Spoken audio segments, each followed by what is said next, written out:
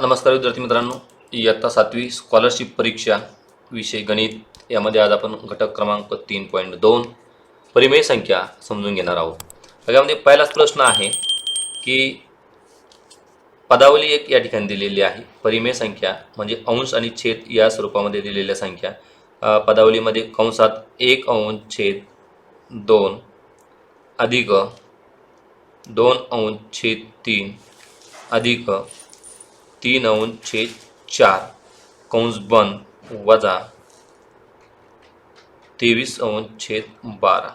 त्या ठिकाणी कंचे भागू बे वचा नियम आपल्या ठिकाणी वापरायचा आहे. म्हणजे कंसातील क्रिया त्यानंतर भागाकार, गुणाकार, बेरीज आणि वजाबाकी या क्रमाने या क्रिया आपल्याला सोडवायच्या आहेत. तर सर्वप्रथम या ठिकाणी कंसामध्ये आपण यांची बेरीज करूया. या सर्वांचा लसाव या ठिकाणी मिळतो का बघूया.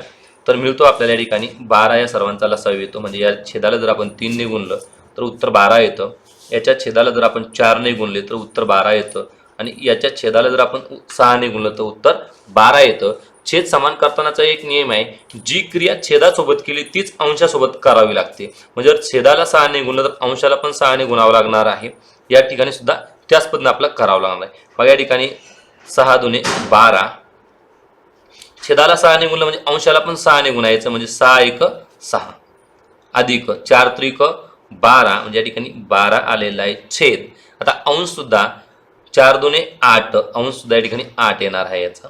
या ठिकाणी बघा 3 चौक 12 छेद 12 आलेला आहे. म्हणजे वरती सुद्धा 3 ने गुणावं. 3 त्रिक 9 कंस बंद वजा 23 अंश छेद 12. आता कंसातील क्रिया करणं आपलं सोपं झालेलं आहे. छेद समान झालेले आहे. अंशस्थानी अंशांची बेरीज या ठिकाणी या ठिकाणी छेद समान आहे 12. बघा या ठिकाणी 8 आणि 6 14, 14 आणि 9 या ठिकाणी आपल्याला बेरीज करायची.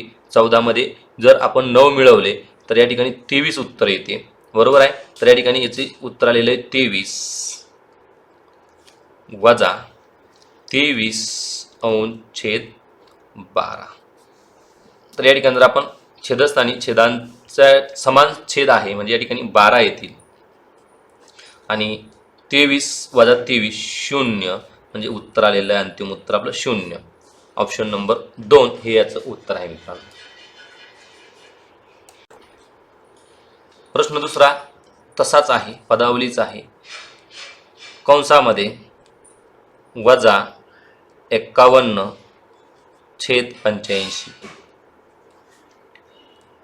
अधिक वजा 102 छेद 85 कंस बंद भागेला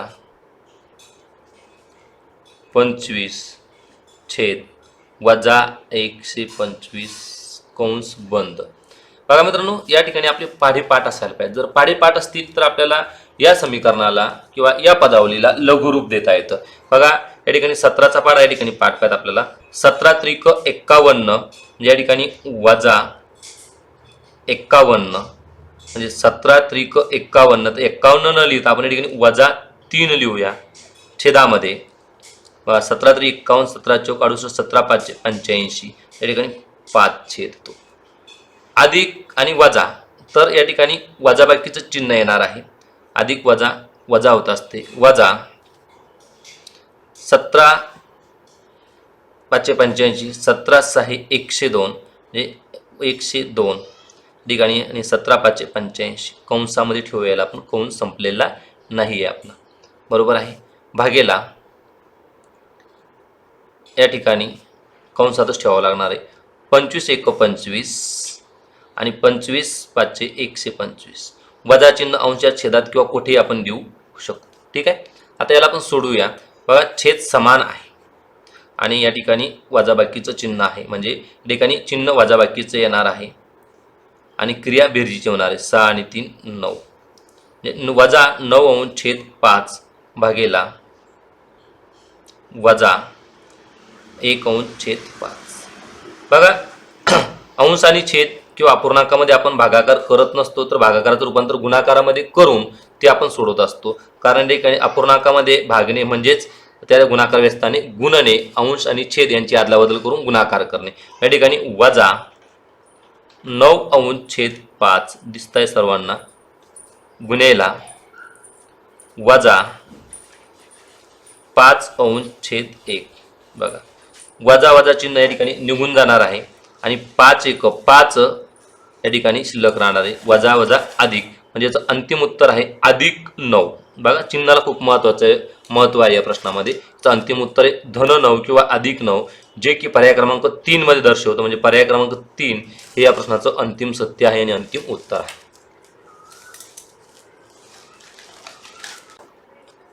प्रश्न तिसरा आपण या ठिकाणी सुरू करूया. 4 अंश छेद 7 अधिक वजा 11 अंश छेद 7 गुणेला वजा 7 बरोबर किती? बघा सिंपल आहे. चिन्हांचा अभ्यास या ठिकाणी काळजीपूर्वक आपल्याला करावा लागणार आहे. 4 अंश छेद 7 बघा या ठिकाणी अधिक चिन्ह आणि वजा चिन्ह, या ठिकाणी अधिक चिन्ह गुणिले वजा चिन्ह तर वजा बाकी येते. ठीक आहे. वजा 11 अंश छेद 7 याची थोडीशी सरळ मांडणी केली, गुणेला वजा 7 आहे की नाही, तर वजा 7 अंश छेद 1 असं लिहूया आपण, म्हणजे सोपं जाईल आपल्याला. ठीक आहे. बघा या ठिकाणी छेद समान आहे तर या ठिकाणी 7 आणि वजा बाकी आहे 11 वजा 4, चिन्ह वजाचं देऊया. 11 वजा 4 उत्तर येते 7 गुणेला मग या ठिकाणी वजा 7/1. ठीक आहे. तर गुणाकारामध्ये जर दोन्ही चिन्ह वजा वजा असतील तर त्याचं रूपांतर अधिक चिन्हामध्ये होतं. या ठिकाणी बघा 7 × 7 म्हणजे -1 गुणेला 7 म्हणजे +7 हे या प्रश्नाचं योग्य उत्तर आहे. अंतिम सत्य राहतं. आता +7 तुम्हाला पर्याय क्रमांक कोणत्यामध्ये दिसतं तर 2 मध्ये दिसतं. म्हणजे या प्रश्नाचं योग्य उत्तर निवडताना तुम्ही पर्याय क्रमांक 2 ला प्राधान्य द्यायला हवं, कारण ते त्या प्रश्नाचं योग्य उत्तर आहे. बघा त्या ठिकाणी चौथा प्रश्न समजून घेऊया. चिन्हांचा अभ्यास आणि पदावलीचे नियम या दोन गोष्टीवर आधारित हे संपूर्ण प्रश्न आहे. बघा 40 अंश छेद 13 या परिमेय संख्येमागील पूर्णांक येण्यासाठी तिच्यातून पुढीलपैकी कोणती संख्या कमी करावी लागेल? पूर्णांक आपल्या या ठिकाणी करायचा आहे, तर या संख्येच्या मागचा पूर्णांक आपल्याला घ्यायचा आहे. म्हणजे सगळ्यात अगोदर आपल्याला ही जी संख्या आहे तर या संख्येचा पूर्णांक दशांश पूर्णांक कोणता आहे ते बघूया. तर बघा या ठिकाणी बघा 40 अंश छेद 13 जर विचार केला 13 × 13 13 × 2 = 26 13 × 3 = 39 म्हणजे 39/13 अशी जर संख्या असेल तर ही पूर्णांक संख्या आहे. कशी? बघा 13 × 13 13 × 2 = 26 13 × 3 = 39 म्हणजे 3 हा पूर्णांक येतो. म्हणजे 39/13 असं उत्तर येण्यासाठी तिच्यातून पुढीलपैकी कोणती संख्या कमी करावी लागेल? तर सरळ सरळ सिंपल आहे की जर छेद समान असणार आहे, पर्यायामध्ये दिलेल्या पर्यायामध्ये छेद समान कुठे इथं आहे, येथे आहे, येथे आहे, मग आपल्याला 39 उत्तर आलं पाहिजे. म्हणजे 1/13 बघा 40 अंश छेद 13 वजा 1 अंश छेद 13 जर उत्तर केलं छेद समान आहे म्हणून 13 येईल. 40 वजा 1 39 बरोबर आहे. म्हणजे या ठिकाणी पूर्णांक मिळते, याच्या मागचा पूर्णांक. म्हणजे या ठिकाणी उत्तर आहे तुमचं 1 अंश छेद 13 जे की पर्याय क्रमांक 2 मध्ये आहे. म्हणजे पर्याय क्रमांक 2 योग्य उत्तर आपल्या ठिकाणी निवडावं लागणार आहे. मित्रांनो तुम्हाला व्हिडिओ आवडत असेल तर लाईक करा, तुम्ही नवीन असाल तर चॅनलला सबस्क्राईब करा, बेल आयकॉनला प्रेस करा. बघा प्रश्न 5वा 0 अंश छेद 3 वजा 7 अंश छेद 4 वजा 5 अंश छेद 3 आणि या ठिकाणी वजा 3 अंश छेद वजा 5 यापैकी सर्वात लहान परिमेय संख्या कोणती? बघा फक्त नॉलेज वापरायचं आहे, कुठलीही आकडेमोड करायची नाही. बघा ज्या ऋण संख्या आहेत ह्या लहान असणार आहेत एवढं निश्चित. ठीक आहे. तर आपल्या ठिकाणी यांचं दशांश स्वरूप काढून लहान मोठेपणा ठरवत असतो, ती पद्धत मात्र विसरायची नाही. म्हणजे ह्या दोन संख्या उत्तर नसणार आहे, या दोघांमध्ये उत्तर या ठिकाणी असणार आहे. बघा पहिल्याचं दशांश रूप 0 येईल, दुसऱ्याचं काय येणार आहे वजा उत्तर येणार आहे 7/4. याचा भागाकार या ठिकाणी मी मांडत आहे. बघा काय उत्तर येतं याचं खाली लिहितो याच्या की याचं उत्तर 0 आलेलं आहे. वजा 4 × 1 = 4 3 शिल्लक राहिले, 3 वर 0 30 4 7 28 2 शिल्लक राहिले, 2 वर 0 20 4 25. पुढचा परिमेय संख्या वजा 5 अंश छेद 3. उत्तर वजाच येणार आहे. 3 × 1 = 3 5 वजा 3 किती शिल्लक राहिले 2 शिल्लक राहिले, 2 वर 0 20 झाले, 3 × 6 = 18 पुन्हा 2 राहिले, 3 6 18. आता हे कंटिन्यू येत राहणार, याला काही मी सोडवत नाही. बघा वजा 3 अंश छेद वजा 5. वजा वजा अधिक होतं गुणाकारामध्ये आणि याचं उत्तर त्याच तारखेला देणार आहे 1.66. पुढे कंटिन्यू. आता आपल्या प्रश्नामध्ये काय विचारलं काळजीपूर्वक बघा. लहान परिमेय संख्या विचारलेली आहे. तर या ठिकाणी वजा संख्यामध्ये जी मोठी ती लहान असते. तर या ठिकाणी सर्वात मोठी आहे दोघांपैकी 1.75 म्हणजे ही सर्वात लहान आहे आणि त्याचा जो परिमेय संख्या आहे वजा 7/4. बघा वजा 7/4 कुठे पर्याय क्रमांक 4 म्हणजे पर्याय क्रमांक 4 हे या प्रश्नाचे योग्य उत्तर आहे.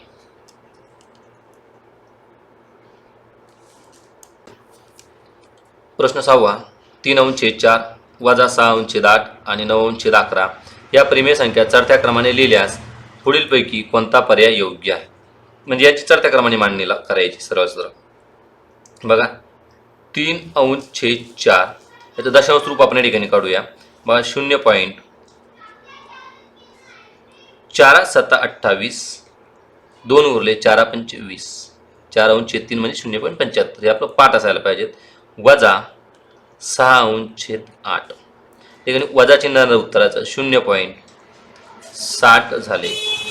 8 7 56 8 7 56 8 8 64 8 7 56.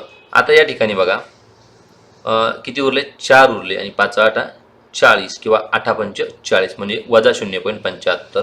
आता शेवटचं 9/11 याचं स्वरूप आपण काढूया. बघा 0. आता 90 आले 11 7 77 11 8 88 11 9 99 म्हणजे 11 8 88 किती उरले 2 उरले. 2 0 20 11 1 11. बस याच्या आधारे आपण चढता क्रम लावू शकतो. चढता क्रम म्हणजे काय सर्वात लहान संख्या अगोदर ऋण संख्या सर्वात लहान असते म्हणजेच या ठिकाणी वजा 6/8 सुरुवातीला येईल. त्यानंतर चढता क्रम आहे ना म्हणजे हे लहान. त्यानंतर कोण येणार आहे तर 0.75 म्हणजेच 3/4 आणि त्यानंतर शेवटी येणार आहे या ठिकाणी 9/11. कुठे आहे असा क्रम बघा. वजा 6/8 3/4 बघा वजा 6/8 ने सुरुवात 2 ठिकाणी झाली 1 आणि 3 मध्ये. तर 3 नंबरचा पर्याय आपलं योग्य उत्तर आहे. पर्याय क्रमांक 3 निवडा आणि पैकीचे पैकी मार्क या ठिकाणी मिळवा. मित्रांनो व्हिडिओ जर आवडत असेल तर लाईक करा, नवीन असाल तर चॅनलला सबस्क्राईब करा व आपल्या मित्रांमध्ये सुद्धा व्हिडिओ शेअर करा. बघा प्रश्न 7वा आहे 22/3. बघा 22/7 प्रश्न समजून घेतोय आपण. छेद 3 या परिमेय संख्येच्या लगतचा मोठा पूर्णांक येण्यासाठी त्यात पुढीलपैकी कोणती संख्या मिळवावी लागेल. सर्वात प्रथम याच्या लगतचा पुढचा पूर्णांक आपल्याला शोधायचा. आता मागचा आणि पुढचा शोधायचा. बघा 3 7 21 21/3 हा मागचा झाला. पुढचा कोणता 3 8 24 म्हणजे 24/3 म्हणजे 3 8 24 म्हणजे 8 हा पूर्णांक भेटतो. मग 24/3 उत्तर येण्यासाठी पर्यायामधली कोणती संख्या 22/3 मध्ये आपल्याला मिळवावी लागणार आहे. आपण विचार करून सोडू शकतो. बघा छेद समान असायला पाहिजेत म्हणजे या ठिकाणी छेद समान इथं आहे. मग या ठिकाणी जर छेद समान असतील तर या ठिकाणी 22 आहे 23 लिहिलं गेलं माझ्याकडनं 22 आहे. छेद समान असतील तर 22 मध्ये किती मिळवावं लागणार 2 मिळवावं लागणार. मग 2 अंश कुठे तर या ठिकाणी बघा म्हणजे असं आपण लिहू शकतो 2/3. जर आपण केलं तर छेद समान आहे आणि या ठिकाणी 22 आणि 2 24. याचा जर भागाकार केला तर 3 8 24 म्हणजे मोठा पूर्णांक भेटतो लगतचा. ठीक आहे. आणि लगतचा लहान पूर्णांक कोणता येतो तर 21/3 म्हणजे 7 येतो. म्हणजे या ठिकाणी पर्याय क्रमांक किती निवडायचा तुम्हाला 2/3 पर्याय कुठं आहे ऑप्शन नंबर 1 ला. तर या ठिकाणी ऑप्शन नंबर 1 ह्या प्रश्नाचं योग्य उत्तर तुम्ही निवडून टाकायचं आहे. Option number 1 2/3. यानंतर लगेचच आपण 8वा प्रश्न बघूया. 8वा नंबरचा प्रश्न तुम्ही समोर आहे बघा. 3/6 वजा 4/9 11/-5 आणि वजा 9/3 या परिमेय संख्यापैकी कोणती संख्या पूर्णांक आहे. पूर्णांक संख्या आहे म्हणजे कोणत्या संख्येच्या अंशाला छेदाने पूर्ण भाग जातो. बघा या ठिकाणी नंबर 1 चा जर विचार केला तर 3/6 3 1 3 3 2 6 बरोबर आहे. याचा जर पुन्हा भागाकार केला तर 5 म्हणजे ही पूर्ण संख्या नाही आहे. दुसरा पर्याय जर बघितला आपण तर -4/9 सर्वात प्रथम वजा वजा अधिक होऊन जाणार आहे. या ठिकाणी 4/9 या ठिकाणी सुद्धा छेद लहान आहे म्हणजे सुद्धा पूर्ण संख्या नाही आहे. आता पर्याय क्रमांक 3चा जर आपण विचार केला तर 11/5 या ठिकाणी वजा चिन्ह कायम राहील, भागाकार होईल 5 1 5 5 2 10 एक शिल्लक राहतो, पॉईंट घेतला 10 झाले 5 2 10 2.2 ही सुद्धा या ठिकाणी अपूर्णांक येते. ठिकाणी तर शून्यापासून भाग सुरू होतो बघा, दिला नाही आपण बघा. ठिकाणी 40 झाले 9 चौक 36 अशा पद्धतीने 0. असं 44 येत जाणार आहे म्हणजे ही पण पूर्ण संख्या नाही. आता शेवटचा पर्याय किंवा शेवटचा परिमेय संख्या या ठिकाणी -9/3 उत्तराचं चिन्ह वजा येणार आहे एवढं निश्चित. 3 त्रिक 9 म्हणजे या ठिकाणी 3 हा पूर्णांक आहे म्हणजे हा परिमेय संख्या पूर्णांक संख्या होऊ शकते. या ठिकाणी बघा -3/9 ही परिमेय संख्या पूर्णांक संख्या या ठिकाणी होऊ शकते आणि -3/9 पर्यायामध्ये तुम्हाला दिसतंय. पर्याय क्रमांक 2 मध्ये तुम्हाला या ठिकाणी दिसतंय -9/3 म्हणजे या प्रश्नाचे योग्य उत्तर निवडत असताना तुम्ही पर्याय क्रमांक 2 ला प्राधान्य द्यायला पाहिजे. पर्याय क्रमांक 2 हे या प्रश्नाचे योग्य उत्तर आहे. धन्यवाद मित्रांनो. या सराव संचातील किंवा स्वाध्यायामधला शेवटचा प्रश्न आहे आणि सोपा प्रश्न आहे. 7/-9 -11/3 -4/-3 आणि -2/-5 या संख्यामधील धनपरिमेय संख्या कोणती. बघा या ठिकाणी आपण चिन्हांचा अभ्यास केलेला आहे. परिमेय संख्या म्हणजे एक प्रकारचा भागाकाराचा असतो आणि भागाकारामध्ये जर एक संख्या धन असेल भागेला, दुसरी संख्या ऋण असेल तर उत्तर ऋण संख्या असते. एक संख्या ऋण असेल भागेला, दुसरी संख्या धन असेल तरी उत्तर ऋण संख्या असते भागेला म्हणजे छेदामध्ये. जर एक संख्या धन असेल भागेला, दुसरी संख्या धन असेल तर उत्तर धनपरिमेय संख्या येते आणि एक संख्या ऋण असेल भागेला, दुसरी संख्या ऋण असेल तर उत्तर धनपरिमेय संख्या येते. तर या ठिकाणी जर विचार केला तर 7 धन आहेत आणि 9 ऋण आहे म्हणजे उत्तर ऋणपरिमेय संख्या आहे. इथं जर विचार केला तर 11 ऋण आहे आणि 3 धन आहे तर ऋणपरिमेय संख्या येते. पण जर इथं विचार केला तर 4 पण ऋण आहे आणि 13 पण ऋण आहे म्हणजे उत्तर धनपरिमेय संख्या येते. तर या ठिकाणी -4 छेद -3 म्हणजे ऋण धन होतं. या ठिकाणी 4/3 म्हणजे ही संख्या धनपरिमेय संख्या आहे. हे पर्याय क्रमांक तुम्हाला कुठे दिसतंय तर 2 मध्ये म्हणजे या प्रश्नाचे योग्य उत्तर निवडत असताना पर्याय क्रमांक 2 निवडायचं आहे. धन्यवाद मित्रांनो. आपण पुन्हा भेटूया पुढील व्हिडिओमध्ये. तोपर्यंत पाहत राहा शैक्षणिक स्वराज यूट्यूब चॅनल. थँक्यू. चॅनलला सबस्क्राईब नसेल केले तर चॅनलला सबस्क्राईब करायला विसरू नका व बेल आयकॉनला नक्की प्रेस करा. थँक्यू.